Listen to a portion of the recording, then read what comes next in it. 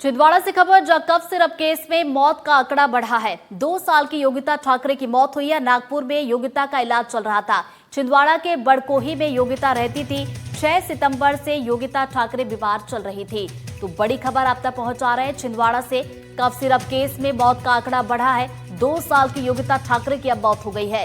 तो बताते चले कि नागपुर में इलाज चल रहा था और छिंदवाड़ा के बड़कोही में योगिता रहती थी और 6 सितंबर से वो बीमार चल रही थी। उसके बाद उसे अस्पताल में भर्ती करवाया गया था, जहां पर वो उसका इलाज चल रहा था। और अब ये बुरी खबर सामने निकल कर आ रही है कि उसकी मौत हुई है। तो बता दें, 9 बच्चों की मौत हुई है, तो वही 7 बच्चे जिनकी हालत गंभीर है, इलाज उनका चल रहा है। और अब ये अपडेट सामने निकल कर आ रही है कि 2 साल की योगिता ठाकरे, जिसका नागपुर में इलाज चल रहा था, उसकी भी मौत हो गई है। तो छिंदवाड़ा की बड़कोही में योगिता रहती थी। 6 सितंबर से वो बीमार थी, इलाज उसका चल रहा था और उसके बाद नागपुर उसे रेफर किया गया था।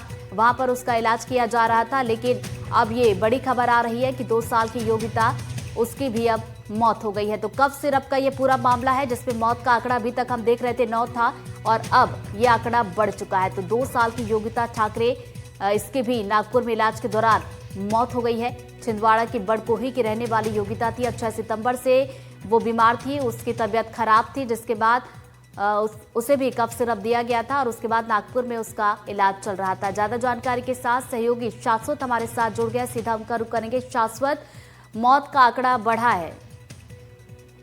देखिए, बिल्कुल मौत के मामले फिलहाल जो अभी जानकारी जो हो गई, तो कुल 10 बच्चों की मौत यहाँ पे हो चुकी है। देखिए, जो बच्ची जो योगिता ठाकरे जिसका नाम है, लगभग अभी 1 से 1:30 बजे के बीच नागपुर के जो कि एक निजी अस्पताल में जिसका इलाज चल रहा था, तकरीबन 1 से 1:30 बजे के बीच में बच्ची की मौत हो गई है। मृतक बच्ची जो है उसकी उम्र करीबन 2 साल थी।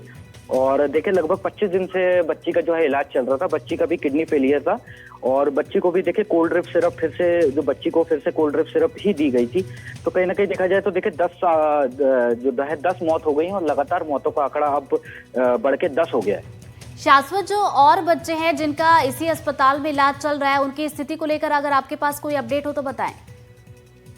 देखिए, मैं आपको बताऊं कि 8 बच्चे नागपुर में भर्ती थे, जिसमें से योगिता ठाकरे की मृत्यु हो गई। तो अब बच्चे 7 बच्चे। देखिए, 7 बच्चों में से 1 बच्चे की जो है हालत में सुधार है कहीं ना कहीं, और 6 बच्चों की जो है हालत अभी भी देखिए लगातार गंभीर बनी हुई है। बच्चों को डायलिसिस पर रखा गया है, बच्चों को लगातार डायलिसिस यहाँ पे किया जा रहा है।